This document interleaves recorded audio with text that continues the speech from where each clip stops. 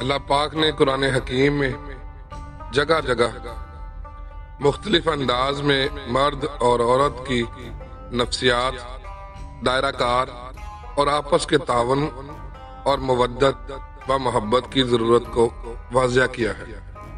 مثلا جب وہ خوب گاڑی ہو کر چھا جائے اور دن کی قسم جب وہ خوب چمک اٹھے، اور اس حکمت کی قسم جس کے ساتھ نر اور مادہ کو پیدا کیا گیا، بے شک تمہارے دائرہ کار اور جد و جہد کے میدان الگ ہیں۔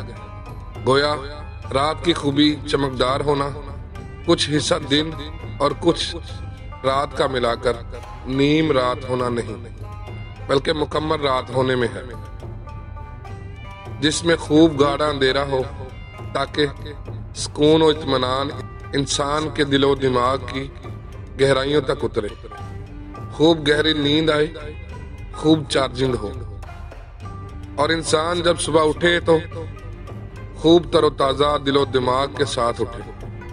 عورت کی خوبی آدھی عورت اور آدھا مرد ہونا نہیں، بلکہ مکمل عورت ہونے میں ہے۔ عورت ہونا عیب نہیں، معاشرے کی ضرورت ہے، اور یہ ضرورت عورت ہو کر ہی پوری ہو سکتی ہے۔ آدھی عورت آدھی ضرورت ہی پوری کرتی ہے۔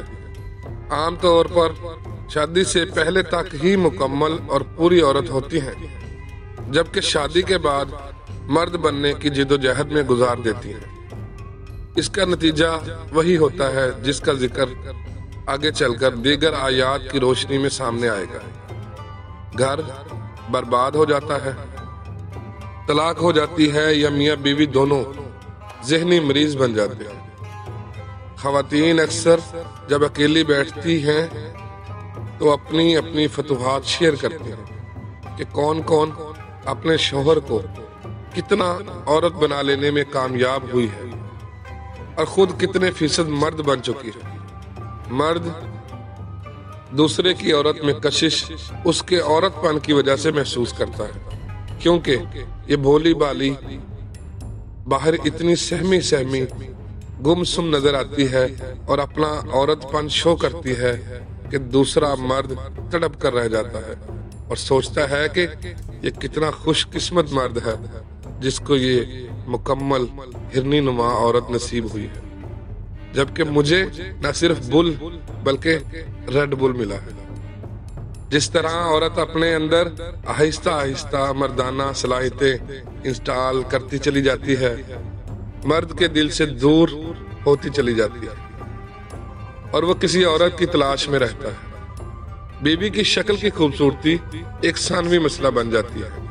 یہ خوبصورتی جال کا کام تو کر دیتی ہے، مگر پنجرے کا کام کبھی نہیں دیتی۔ بعض بدصورت یا کم خوبصورت بیوی کے ساتھ مرد کے حسن سلوک اور پیار محبت پر دوسری عورتیں دانتوں میں انگلیاں دبا لیتی ہیں کہ بیوی دیکھو منہ نہ متھا تے جن پاڑ لتھا، مگر شوہر دیکھو کیسے آگے پیچھے پھرتا ہے۔ دوسری جانب مرد جتنا عورت بنتا چلا جاتا ہے، بیوی کی نظر سے گرتا چلا جاتا ہے۔ عورت کو اس مرد کی تلاش ہوتی ہے جس پر وہ بھروسہ کر سکے، جو اس کی خاطر ایک ٹھوس سوچ سوچنے والا ہو، اور اس سوچ کا عملی جامہ پہنانے والا بھی ہو، جس کے سپرد معاملہ کر کے وہ بے فکر ہو کر سو سکے کہ اب یہ کوئی نہ کوئی حل نکال لے گا۔ نہ کہ ممی ڈیڈی ٹائپ شوہر جو خود بیوی کو ہی ہر وقت ڈھوکے مار کر پوچھتا رہے کہ اب کیا کروں۔ اگر مرد کی سوچ بھی عورت نے ہی سوچنی ہے تو مرد کی مردانگی کا کیا فائدہ۔ دوسری آیات میں دن کو روزی روٹی اور رات کو بس سکون کے طور پر بیان فرمایا۔ عورت اور رات ہمیشہ سکون کے استعارے میں استعمال ہوتے ہیں، جبکہ مرد اور دن روزی روٹی کے استعارے میں استعمال ہوتے ہیں۔ اور اس کی نشانیوں میں سے یہ بھی ہے کہ اس نے تمہارے لیے تمہاری نسل سے جوڑے پیدا کیے تاکہ تم ان سے سکون حاصل کرو، اور تم میں مودت اور رحمت رکھ دی۔ اس میں غور و فکر کرنے والوں کے لیے بڑی نشانی ہے۔ قرآن پاک میں ایک اور جگہ پہ اللہ پاک فرماتے ہیں اور یہ اس کی رحمت کے مظاہر میں سے ہے کہ اس نے تمہارے لیے دن اور رات رکھے تاکہ تم اس سے سکون پاؤ اور اللہ کا فضل ڈھونڈو اور تاکہ اللہ کا شکر کرو۔ ایک اور آیت ہے، اس کا ترجمہ ہے، وہی ہے جس نے تمہیں پیدا کیا ایک جان سے اور بنائی اس کی بیوی تاکہ اس سے سکون حاصل کرے۔ کہہ دیجئے کہ کیا تم نے بصیرت کی نظر سے دیکھا ہے کہ اگر اللہ دن کو تم پر قیامت تک مسلسل کر دے تو کون دوسرا خدا ہے جو تمہارے لیے رات لے کر آئے جس میں تم سکون پا سکو؟ کیا تم دیکھتے نہیں ہو؟ مرد گھریلو زندگی کو لے کر چلنے والی گاڑی کا انجن ہے، جبکہ عورت اس انجن کو ٹھنڈا کرنے والا ریڈیٹر ہے۔ یہی سکون ہے، جتنا اہم انجن ہے ویسا ہی اہم یہ ریڈیٹر بھی ہے۔ مرد باہر سے گرم آئے تو عورت کو اپنے رویے اور باڈی لینگویج سے اس کو ذرا سکون کا احساس دلانا چاہیے، بجائے اس کے کہ وہ تندور سے نکل کر آئے تو گھر والی نے آگے جہنم بڑھکا رکھی ہو۔ اگر معیشت کا پہیہ عورت کی نوکری کے بغیر چل سکتا ہے، اگر معیشت کا پہیہ عورت کی نوکری کے بغیر چل سکتا ہے تو عورت کو جاب کے جھنجٹ میں نہیں پڑنا چاہیے، سوائے تعلیم اور طبی میدان کے، جہاں عورت کی تعلیم کے لیے عورت کی ہی اشد ضرورت ہے۔ عورت کی ہر چیز اس کے شوہر کی امانت ہے، یہاں تک کہ وہ صبر جو وہ اپنے باس کی ڈانٹ ڈپٹ اور جاب سے متعلق دیگر دفتری بے انصافیوں پر کرتی ہے، وہ صبر بھی شوہر کے گھر کی امانت ہے جس کو وہ دفتر میں خرچ کر آتی ہے اور گھر میں ہر ایک کے گلے پڑتی پھرتی ہے۔ جب عورت مجبوراً باہر کام کرنا شروع کر دے تو اب مرد کو اس سے وابستہ اپنی توقعات کو بھی ذرا دھیما کر لینا چاہیے۔ ایک تو اس وجہ سے کہ وہ بھی اس کی طرح اب باہر سے گرم ہو کر آئی ہے اور اسے گھر میں سکون درکار ہے، دوسرا معاشی طور پر بھی اس نے آدھے مرد کا کام شروع کر دیا ہے، چنانچہ اب اسے آدھی عورت پہ ہی گزارا کرنا ہوگا اور دونوں کو صبر سے کام لے کر بچے پالنا ہوں گے۔ والدین میں سے والد کو اللہ پاک نے سورج اور والدہ کو چاند سے تعبیر کیا ہے، جیسا کہ سورہ یوسف میں 11 بھائیوں کو 11 ستارے اور ماں باپ کو چاند سے تشبیہ دی۔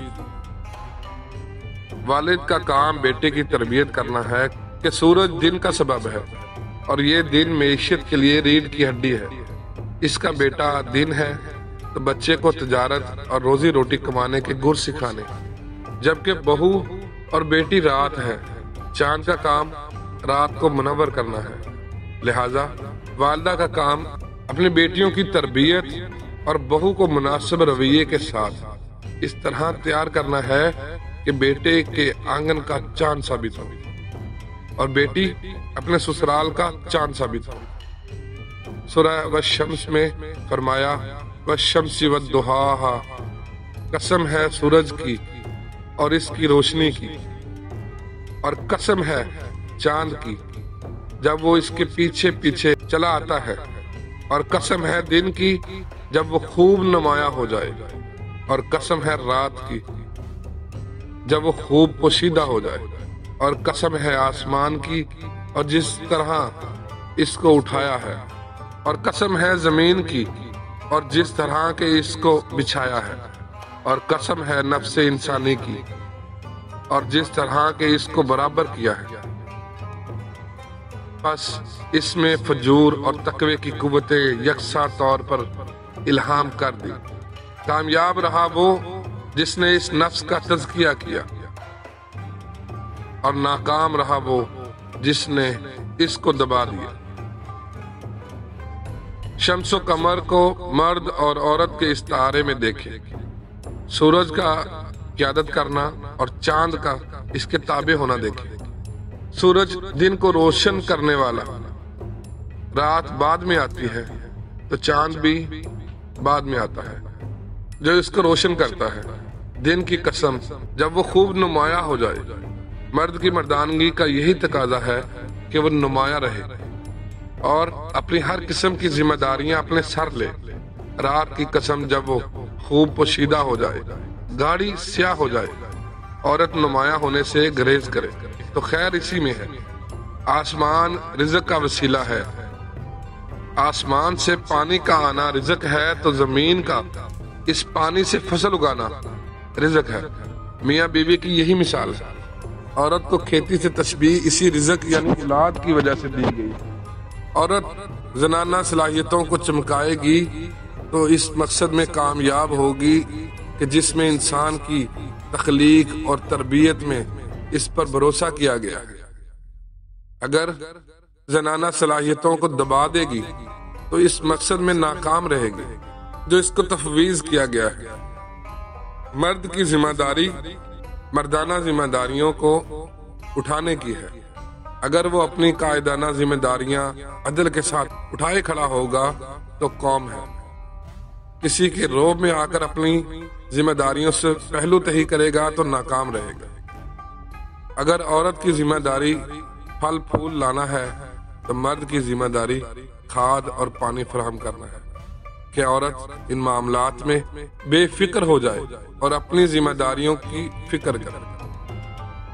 اگر عورت کو فکر معاش میں مبتلا کر دیا گیا تو وہ اولاد کے معاملے میں ناقص رہ جائے گی۔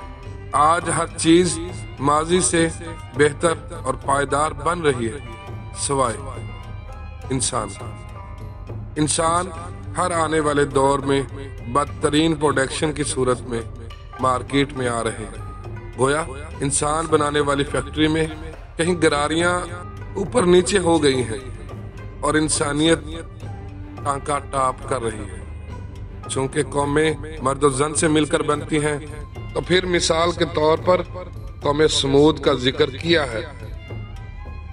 اس کے بگڑے ہوئے کچھ لوگوں کا ذکر کیا ہے جو کہ ظاہر ہے گھر سے ہی بگڑے تھے، اور پھر اس قوم کے انجام سے آگاہ کیا ہے، اور پھر یہ بات واضح کی ہے کہ اللہ پاک جب کسی قوم کو ناکام قرار دے کر تباہ کرنے کا فیصلہ کر لے، اپنے ایکشن یا ری ایکشن یا آفٹر ایفیکٹس یعنی نتائج سے ذرا بھی نہیں ڈرتا۔ وآخر دعوانا الحمدللہ رب العالمین۔ اللہ تعالیٰ عمل کی توفیق عطا فرمائے۔ آمین صلی اللہ علیہ وسلم۔